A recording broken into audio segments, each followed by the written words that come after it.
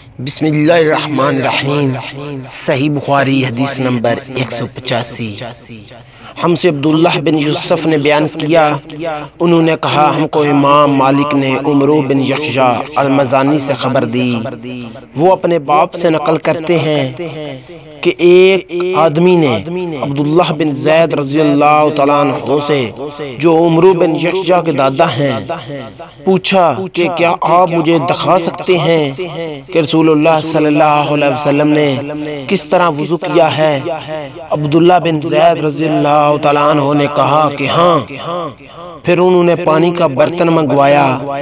پہلے پانی اپنے ہاتھوں پر ڈالا اور 2 مرتبہ ہاتھ دھوئے، پھر 3 مرتبہ کولی کی، پھر 3 بار ناک صاف کی، پھر 3 دفعہ اپنا چہرہ دھویا، پھر کہنیوں تک اپنے دونوں ہاتھ 2 مرتبہ دھوئے، پھر اپنے دونوں ہاتھوں سے اپنے سر کا مسح کیا، اس طور پر اپنے ہاتھ پہلے آگے لائے پھر پیچھے لے گئے، مسح سر کے ابتدائی حصے سے شروع کیا،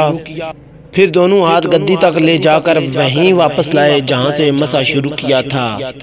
پھر اپنے پیر دھوئے۔ صحیح بخاری حدیث نمبر 186۔ ہم سے موسیٰ نے بیان کیا، انہوں نے کہا ہم سے وحیب نے بیان کیا، انہوں نے عمرو سے، انہوں نے اپنے باپ یحییٰ سے خبر دی،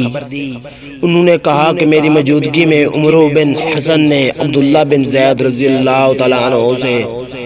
رسول اللہ صلی اللہ علیہ وسلم کے وضو کے بارے میں پوچھا، تو انہوں نے پانی کا تشت منگوایا اور ان پوچھنے والوں کے لیے رسول اللہ صلی اللہ علیہ وسلم کا سا وضو کیا۔ پہلے تشت سے اپنے ہاتھوں پر پانی گرایا، پھر 3 بار ہاتھ دھوئے،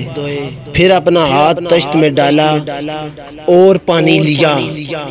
پھر کولی کی، ناک میں پانی ڈالا، ناک صاف کی 3 چلو سے،